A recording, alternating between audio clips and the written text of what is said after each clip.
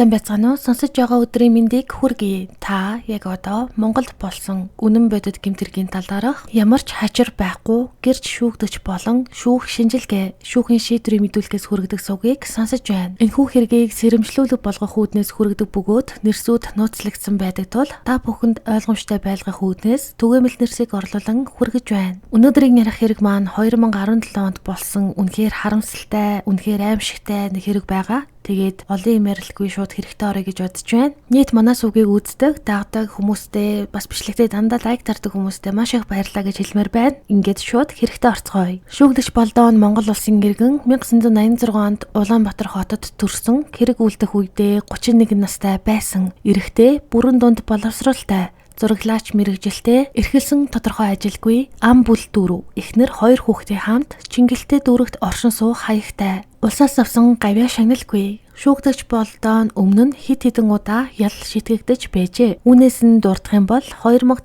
онд Баянгол дүүргийн шүүхээс 3 жилийн хорих ял авсан ч 2 жилээр тэнцэгдээд судлагдсан байна. 2007 онд дахин хэрэгт холбогдож 1 сарын баривчлах ял авсан. Мөн 2008 онд 4 сар баривчлагдах ялаар шийтгүүлж байсан байна. 2017 онд дахин баривчлах ял авч байсан ч ялынхаа тодорхой хэсгээс нь чөлөөлөгдсөн гэж шүүхийн баримт дээр дурддагдсан байна. Холбогдсон хэргийн талаар дуртахад шүүгдэгч болдоо нь 2017 оны 7 дугаар сарын 14-ний өдөр Чингэлтэй дүүрэгт байх өөрийн гэртээ хамт арх ууж олон хоног болсон танил найзыгаа олон удаа заазурдаж, алхаар цохиж, амь насыг нь бүрлгээд машиныхаа тээшинд нуусан хэрэгт холбогджээ. Энэхүү хэргийг илүү тодорхой, ойлгомжтой байдлаар хүргэхийн тулд эхлээд бүгдээрээ шүүгдэгчийн мэдүүлгээс сонсгох хэрэгтэй байх. Дараа нь гэрчүүдийн мэдүүлгийг сонсох нь илүү хэлбэр болно байх гэж үзлээ. Иймээс шүүгдэгчийн мэдүүлгээс эхэнд нь хүргэе. 2017 оны 7 дугаар сарын 7-ны өдөр хороололт 28 дугаар сургуулийн хажууд байдаг 5 дугаар байр нийтэнд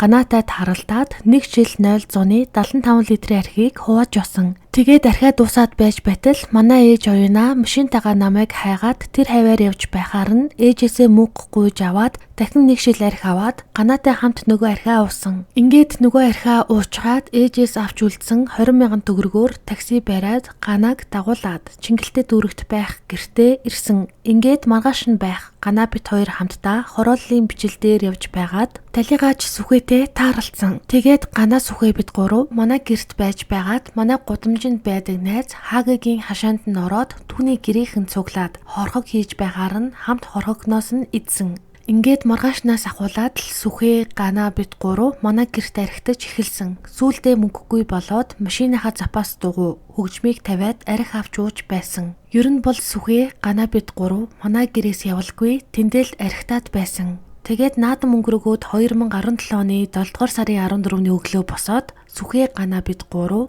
гараад манай гэрийн тэнд байдаг дэлгүүр рүү ороод би хүргэн ах очроо харин сүхээ нэг найзаасаа мөнгө гуйгаад шууд тэр дэлгүүрийн данс руу хийлгээд дэлгүүрээс 4 шил Монгол стандарт архи аваад гэртээ ороод нөгөө авсан архиа хувааж уусан. Ингээд архи ууж байхдаа сүхээ бит 2 маргалдсан. Тухайн үед талигаач сүхээ том мөрөөний буудан дээр сууж байсан ба би өөдөөс нь хараад сууж байсан. Би сохтуу байсан болохоор сүхээг чи урд нь намайг 2 удаа зодож байсан гэж яриад сүхээч гэсэн манай эхнэрийг гээ гих зэргээр хэлж яриад үүнээс болоод сүхээ бит 2 муудалцаад маргалдаад би том өрөөний ширээн дээр байсан. Заазуурыг авсан ба сүхээч гэсэн ширээн дээрээс хар өнгийн бариултай хутга аваад бит 2 өөдөөсөө боссон. Тухайн үед бид нар мах идээд хутга заазуураа ширээн дээр тавьсан байсан юм.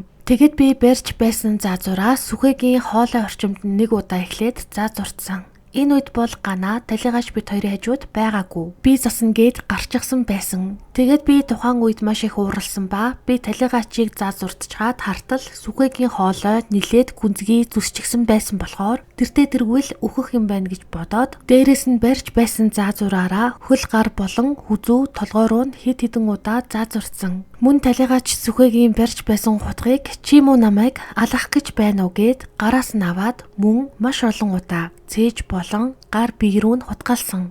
Би одоо бодоход талигаачийг ямар ч байсан 10-аас дээш удаа хутгалж 10-аас дээш удаа заазурцсан. Ингээд талигаач нас барсан байх үед гаднаас ганаа орж ирсэн. Ганаа ороод ирэхээр нь би түүнд найз нөхөө алчглаа. Яах вэ андаа гэж хэлсэн. Тэгээд би ганаагаар байшингийн ард байсан ягаан өнгийн бүтээлийг авчруулад би бас гэрээсээ гараад гадаад сүүдэрт тавьж хэвддэг байсан саарл бүтээлийг авчирч байгаад газар дивсээд талигаачийн цогцыг түүнд боосон. Ингээд талигаачийн цогцыг ганаа бид хоёр дамжилж гараад хашаанд байсан миний хар өнгийн Benz маркийн машины арын дэшинд хийж хаагаад гэртээ ороод ганаа шалаар болсон цусыг нь цэвэрлээд би хан болон бусад газарт болсон цусыг нь арчаад мөн талигаачийн цус болсон хүнжил даавуу зэрэг зүйлсийг машиныхаа арын суудал дээр хийсэн. Уг нь би талигаачийн цогцсыг хашаандаа булчихъя гэж бодож байсан боловч манай гэрт хүрд жоту байхгүй байсан.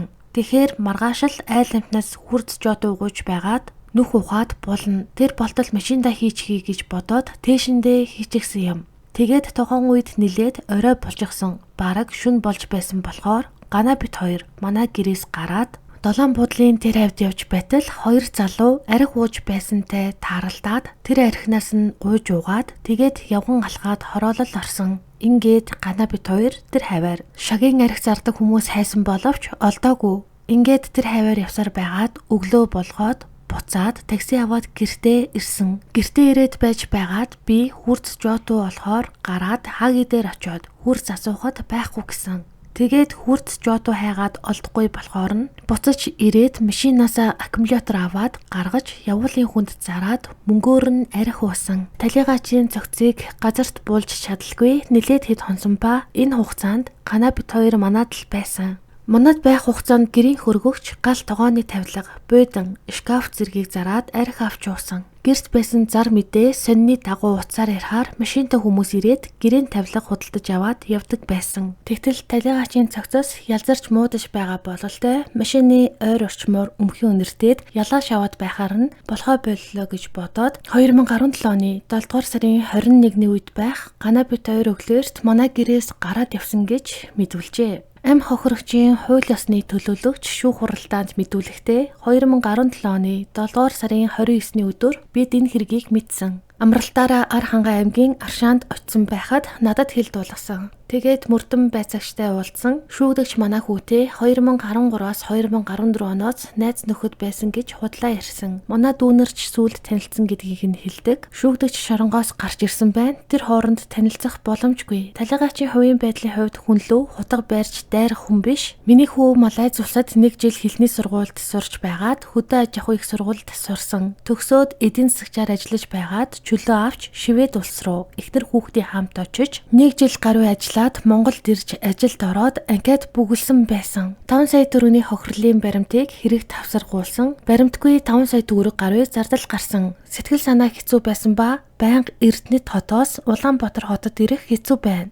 Нийт 12 сая төгрөг гаруй хохирол учирсан ба одоо гомдолтой байна. Шүүгдэгч нь ганаа гих залууг занал хийлээгүй гэдг нь ч худлаа байх гэж мэдүүлжээ. Тухайн амьдарч байсан газар буюу хэрэг үлдэгдсэн газрынх нь ойр авийн хуршүүдийн мэдүүлгээс бүгдээ эхлээд сонсоод дараа нь хамт байсан ганаагийн мэдүүлгийг сонсцгоё. Гэрч цэцгээгийн мэдүүлэг. Наадмын дараагаар угайлд 2 залуу байсан. Түүнээс хойш 3-аас 4 хоногийн өмнө жижиг амжиргаа цагаан машинтай хүмүүс ирээд ачаа тавилга аваад явсан юм. 5-аас 6 хоногийн өмнөөс өмхийн үнэртэж эхэлсэн. Би тэр үед хог удаан хугацаанд ачаагүй орхисон үнэр нь үнэртэж байгаа байх гэж бодсон юм. Нэг бол нохоо тэжээдэг болохоор нохоо нүхсэн байх гэж бодоод орхисон. Бенз машиныг 1 сарын өмнөөс уг залуугийн ээж нь 25 дугаар эмийн сангийн тэндээс авч ирсэн гэж мэдүүлжээ. Мөн өөр нэгэн гэрч мэдүүлэхдээ би Чингэлтэй дүүрэгт эхнэр 3 хүүхдийн хамт оршин суудаг. Уг хаяганд оршин суугаад 8 жил орчим болж байна. Чингэлтэй дүүрэгт тухайн айлд 60 орчим настай эгч хүүхэдтэйгээ байдаг.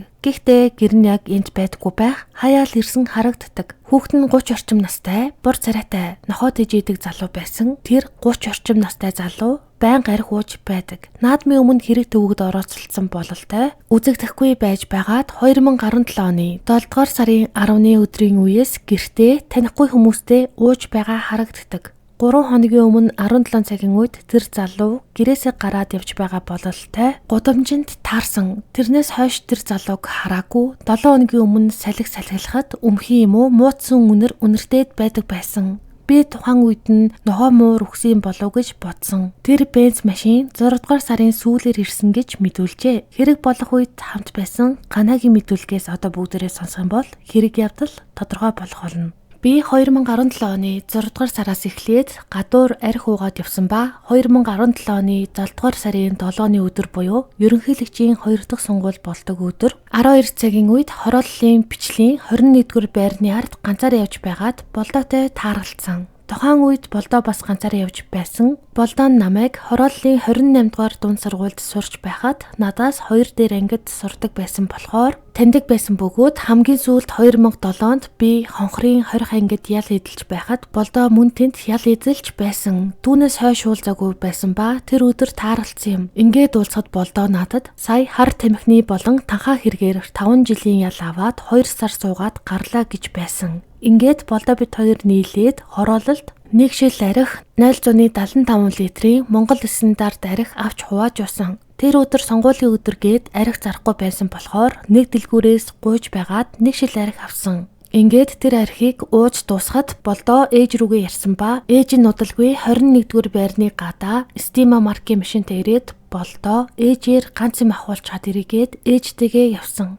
Тэгээд удалгүй намайг хүлээгээд байж байхад болдоо бас нэг 0.75 литрийн арх аваад ирсэн. Тэгэхэд ээж нь над дээр ирэлгүй болдоог зам дээр буулгачаад яваад өгсөн. Ингээд болдоо над дээр ирж байхад араас сүхээ гүйгээд ирсэн. Сүхээ гэдэг залууг урд нь болдоотой нэг удаа явж байхад нь би тааралдаж танилцж байсан юм. Сүхээ болдоо бид гурав архиа хувааж уусан. Ингээд тэр өдөртөө хорооллын хаваар яваад орой болгосон ба болдоо дахиад ээж рүүгээ ирсэн бөгөөд бас л ээж нь удалгүй ирээд болдоог энэ хавар архи ууж байхаар хойшоо гэртээ аргээд уурлаад машинаараа сүхээ бид хоёрыг болдоотой хамт машиндаа суулгаад 7 буудал өнгөрөөд болдоогийн гэрт нь хүргэж ирчгээд ээж нь буцаад яваад өгсөн. Тэр өдрөө сүхээ бид хоёр болдоогийн гэрт нь хоноод маргааш нь болдоогийн гэрт байсан хүүхдийн дугуйг авч гараад гэрийнх нь хойно байх дэлгүүрт зараад болдоогийн гэрт орж арх уусан. Тэгээд л тэр өдрөөс хойш сүхээ болдоо бид гурав болдоогийн гэрт архитаад наадам өнгөртөл хамт байсан. Архины мөнгө байхгүй болохоор болдоогийн гэрээс мөнгө болгочоор эд зүйлсийг аваад явуулын хүнд зараад арх уудаг байсан. Завсар зайгаар нь болдоогийн ээж нь хоол хүнсний зүйл авчирч өгдөг байсан.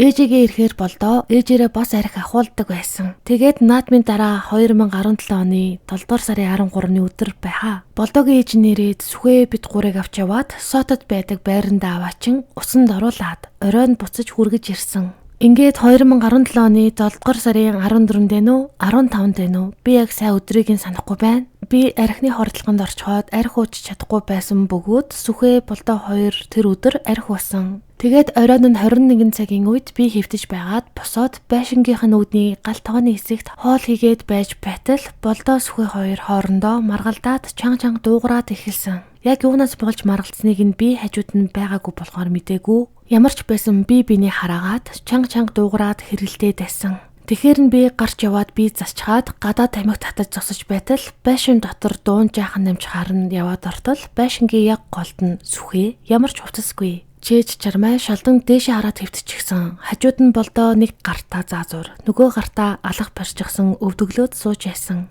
Намайг гарахад сүхээ зээж нүцгэн доогоороо шорттой байсан боловч ороход ямар ч хувцасгүй шорт дотор өмд тайлагдчихсан байсан. Тэгээд харахад сүхээгийн эргэн тойронд нийл цус болчихсон байсан бөгөөд болдоо хажууд нь өвдөглөө суучгаад гартаа барьсан заазуураараа сүхээгийн хүзүү толгой хэсэг рүү цавчаад нөгөө гартаа байсан алхаараа мөн л толгой руу нь ээлжлээ цохиод байсан. Тэгээд би араас нь очиод юу болж байгаа юм бэ? Болоош гээд болдоог 2 гартаа давхар араас нь тэврээд автал болдоо гартаа байсан алхаараа миний баруун хөлийн өвдөг рүү цогсон.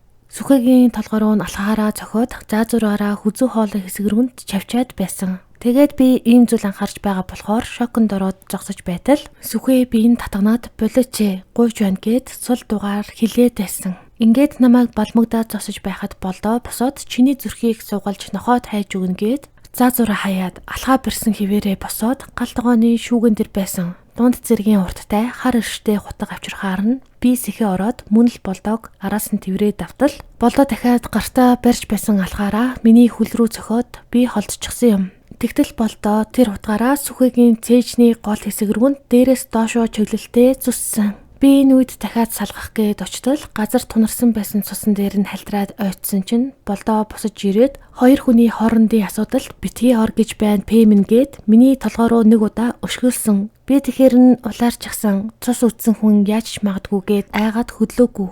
Тэгтэл энэ үед намайг харж байхад талигаач 2-3 удаа урт амьсгаа аваад нас барчих шиг болсон ба болоо намайг орон дээр байгаа юм аваадаг гэхээр нь би босоод орон дээр байсан бүтээлэг шиг зүйл авч өгсөн. Тэгтэл болдоо наадгаа дэвс гэхээр нь би түүнийг газар дэвстэл хөлнөөс нь өрг гэхээр нь би талигаачийн хөлнөөс нь өргөөд болдоо толгой талаас нь өргөөд нөгөө бүтээлэг дээрээ тавиад талигаачийн цогцыг боосон. Ингээд болдоо гараад хашаандаа байсан машиныхаа тийшийг онгоолгоод болдоо бит хоёр талигаачийн цогцыг тэр машиных нь багажинд хийгээд хаасан. Тэр машин нь хар өнгийн Benz маркийн эвдэрчгсэнгээд явдаггүй машин байсан. Тэгээд би гэрт ортол болдоо үүдэн зогсчоод наад цусаа цэвэрлэгээд би никkel түмпэнд ус иж байгаад газраар болсон цусыг нь цэвэрлээд усыг нь гаргаад цацчихсан. Тэгтэл болдоо одоо хоёлаа энд байж болохгүй явъя гэд болдоо бит хоёр гараад зам руу алхаж байтал гудамжинд хоёр эрэгтэй хүн арх уугаад зогсож байхаар нь архинаас нь гуйж уусан.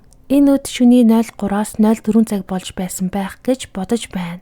Тэгээд зам дээр гараад такси бариад шууд хар хорин руу яваад тэнд болдоо эгчэндээ орно гэд нэг байрны гадаа зогсоогоод намайг үлдээчгээд тэр байрны орц руу орсон. Би хойноо суугаад явсан болохоор хаана ямар байранд очисныг мэдээгүй. Тэгэхээр нь би буугаад жолооч ясан уцаа өгөөч гэж гуйгаад аваад машинаас нь бууж байгаад Баянгол дүүргийн цагдаагийн хилцийн эрүүгийн төлөөлөгч ажилтай мөнхөө гих залуу руу яриад ийм хүн амны хэрэг гарчихлаа гэд болсон асуудлын талаар товч хэлэхэд мөнхөө намайг арх уучихсан байгаа юм уу гэд итгээгүй. Тэгтэл яг болдоо буцаад гараад ирсэн болохоор би шууд уцаа салгаад жолоочод буцаагаад өгчихсөн. Мөнхөө төлөөлөгчдэр би урд нь хулгайн гэмт хэрэгт холбогдоод шалгагдаж байсан болохоор таньдаг. Утасны дугаарыг нь мэддэг байсан юм. Ингээд болдоо бит хоёр буцаж яваад хорооллын бичэлд ирээд таксины мөнгө байхгүй байсан болохоор жолоочд нь дараа нь утас руу чинь 15,000 нэгж явуулчихъя гэж тохироод утасны дугаарыг нь аваад нөгөө таксигаа явуулсан. Ингээд болдоо бит хоёр бичлийн 20 дугаар байрны баруун талд явж байгаад болдоогийн таньдаг нэг залуутай тааралтаад тэр залуугаас болдоо 8,000 төгрөг аваад дэлгүүр орж архи авч уусан. Тэгээд архиа ууж дуусгаад өглөө болсон байсан болохоор болдоо бит хоёр бичлийн урдаас нэг Porter маркийн машины жолоочтой яриад болдоогийн гэртэн дагуулж очоод гэртэн байсан бууданг нь зарсан.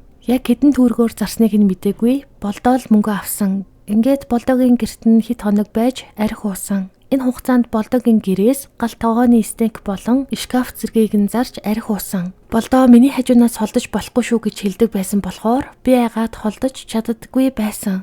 Ингээд уржигдэр би тамхи аваад ирье гэж болдоогоос салаад шууд цухтаагаад бичлийн хойд талын гэр хороолт байдаг найзынхаа эзэнгүй байшинд нь очиж хоноод өчигдөр төрсөн ах тулгаа дээр очиж уулзаад болсон асуудлын талаар хэлээд манай ах өөрийн таньдаг Баянгол дүүргийн эрүүгийн төлөөлөгчтэй хэлээд тэр эрүүгийн төлөөлөгч нь надтай уулзаад би болсон хэргийг яриад болдоогийн гэрээг буюу талигаачийн цогцыг байгаа газрыг нь зааж өгсөн юм гэж мэдүүлжээ. Одоо харин Ганагийн төрсөн ах болон утас руу залгаж ярьсан цагдаагийн мэдүүлгээс сонсцгоё. Ганагийн залгаж ярьсан цагдаагийн мэдүүлгээс 2017 оны 7 дугаар сарын 15-ны өглөө 07 цагийн үед би гэртээ унтаж байхад миний дугаар руу 95-аар эхэлсэн Mobicom-ийн танихгүй дугаараас залах харан автал Гана байсан ба надад их сандарсан байдалтай. Би хүн алчсан хүн дагаад явж байна. Би бичлэлд байна. Та хүрээд ирээч гэж хэлээд шууд утсаа салгачихсан. Тэгэхээр нь би утаснасаа эргээд залгахад авахгүй урдаас таслаад байсан. Тэгэхээр нь би төр хүлээж байгаад 10 орчим минутын дараа залгахад тэр дугаарыг нэг эрэгтэй хүн аваад би таксины жолооч байна. Сая 2 хүн миний машинд суугаад бичлэлдээр буусан. Тэр 2 хүний нэг нь миний утсыг гуйгаад ярьсан гэж хэлсэн. Тэгээд би гэрээсээ гараад тухайн өдөр хорооллын бичил хаваар Ганаг хайж явсан боловч олдоогүй. Гана надад хэлэхдээ хүн алчсан хүнтэй хамт явж байна гэж хэлсэн ба яг хаана ямар хэрэг гарсан талаар хэлээгүй гэж мэдүүлсэн байна. Одоо Ганагийн төрсөн ах юу гэж мэдүүлснийг бүгдээрээ сонсцгоё. 2017 оны 7 дугаар сарын 24-ний өдөр 12 цагийн үед миний төрсөн дүү Гана намайг гэрээс гараад явж байхад надтай тааралтаад нэг хүн алчахлаа намайг хүртэл алах шахлаа гэж хэлсэн. Тэгэхээр нь би чи юу яриад байгаа юм бэ? Тодорхой юм яриаш гэхэд хүн алчсан. Намайг хүртэл алах төглөө гэд яриад байхаар нь би шууд цагдаа дээр аваад очисон юм. Тэгээд манай дүү цагдаад болсон газрыг нь зааж өгсөн. Би хамт явсан. Алсан хүний цагдаад хэлэхдээ өндөг гэдэг хочтой хүн гэж яриад байсан. Надад бол хэлээгүй цагдаад хэлсэн гэх мэдүүлгийг өгчээ.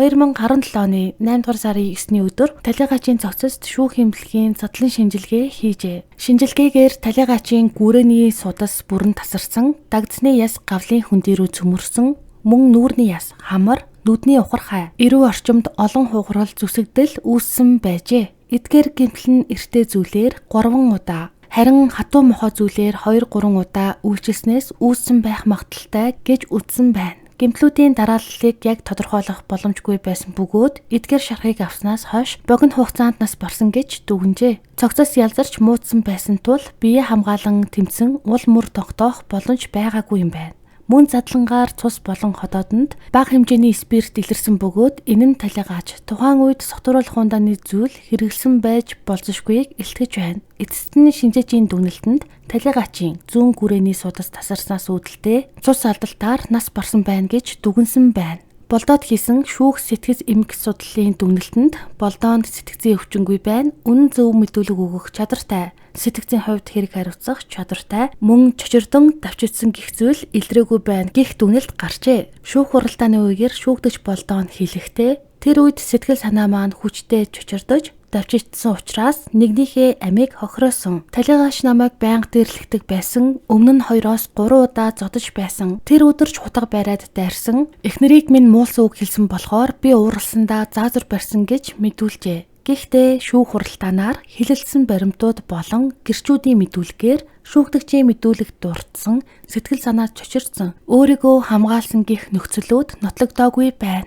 Өөрөөр хэлбэл хохирогчийн хууль бус үйлдэл нь түүний өдөөсөн гих үндэслэл тогтоодоогүй юм. Иймд шүүгдэгчийг санаатайгаар онц харгас аргаар хүний амийг хөнөөсөн гэм буруутайд тооцжээ. 2017 оны 7 сарын 14-ний өдөр гарсан энэ аимшигт хэргийн улмаас шүүгдэгч болдоо нь эрүүгийн хуулийн 11-р зүйлийн 2-1-т зааснаар бүх насаараа хоригдох ял авчээ. Түүнийг хаалттай хорих байгууллагад тусгаарлан ял илүүлэхээр шийдвэрлсэн байна. Мөн шүүхээс хохирогчийн хууль ёсны төлөөлөгчөд 9,247,418 төгрөгний нөхөн төлбөр гаргуулахаар шийдвэрлэжээ. Хэрэг туурагдсан алах заазуур, хутга хүнжил, матрас зэрэг эд мөрийн баримтуудыг шүүхийн шийдвэр хүчин төгөлдөр болмогц устгахаар болсон байна. Өнөөдрийн хэрэг бас л архиталтай холбоотой хэргийн тухай ярьлаа. Хаана хүн амны хэрэг гарч байна? Тэр бүгд л дандаа л архи хэрэгэлсэн үедээ хийсэн үйлдэлүүд байдаг. Сонсогч та бүхэн дор бүрнээ өөрөө өөрсдийнхөө дүгнэлтүүдийг хийгээд явж байгаа байх гэж бодож байна. Өнөөдрийн дугаар энд хүрээд дуслаа. Тэгээд дараагийн дугаараар уулзалтлаа. Түр баяртай баярлаа.